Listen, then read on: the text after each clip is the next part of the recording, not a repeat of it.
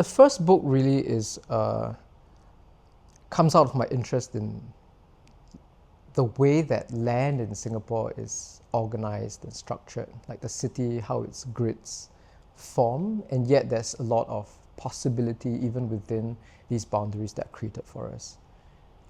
Leaping, for example, is about parkour and about people moving through typical spaces in an atypical way.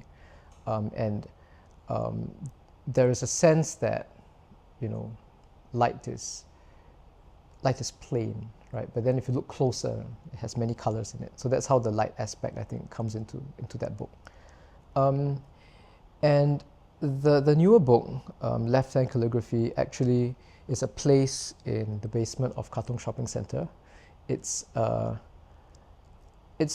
association that was created to assert that traditionally, you know, people say traditionally you cannot use your left hand to do Chinese calligraphy, but then these people say yes, you can. And although I'm not left-handed, I think the book takes that idea, right? The left-handedness, the oddness of images, of style, I think, and also of shape. If you can, I'm not sure if I can show this, but if you see the the poems on the page, they sort of dance on the page in a way that may not be very typical. And I think I enjoy that, dancing from idea to idea.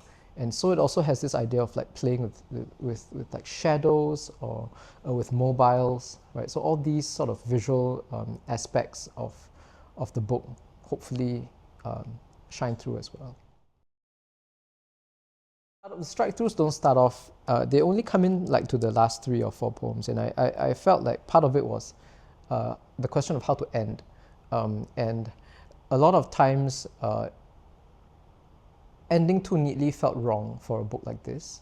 And I started to realize that actually a lot of ways that the words are forming on the page lend themselves to sort of multiple choice. You could decide whether you wanted to read this cluster first or that cluster first. And towards the end, it felt a bit like I could consider bringing in a bit of my voice to say, actually, this cluster is no good, right? And cancel it out, but show the cancellation.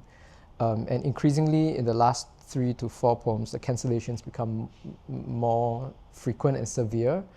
And I think the third last poem is almost completely cancelled. And then the second last poem, the title is cancelled and there's no body. But then I thought that's a very shocking way to end. My publisher also felt that because that was going to be the last poem. And so bringing in a totally uncancelled poem right at the end, I think grounded it and helped to, I guess, suggest an ending without it sounding too final. So that's why the cancellations occurred. Yeah. Yeah. So Deeds of Light, I think it's clearly the young book, and I think still me grappling a lot with maybe tradition, poetic tradition. So a lot of recognizably formal poetry, like there's a sonnet in there, there's a villanelle, and trying to do something different with that. And I feel like, thankfully, I feel like I do not need to be burdened with that anymore, at least in this newer book.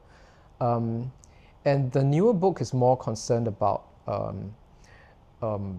sort of the visual aspect of the poems, in harmony with the oral aspect, right? So how can the look of the poem match the way it sounds?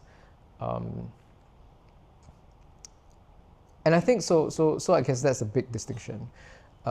And I also feel like I'm less worried about representing Singapore in a very concrete way, right? Whereas in the first book you get a lot of references to specific places, food, Singaporean foods, Singaporean experiences. I feel like it's a bit more aslant in the second book. It's still there, so obviously the association is a real place, right?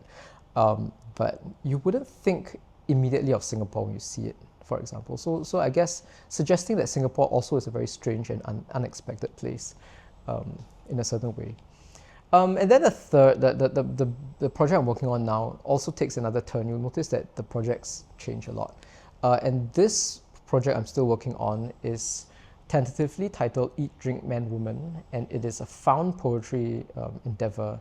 And I'm looking at internet forums to find interesting language, because I think a lot of interesting language occurs there. And I found a lot of very, very cool things. It's challenging to perform because you have all these accents that you need to get right, and all of that, and multiple voices because they threads replying each other, but very exciting. Yeah, so I'm excited about that.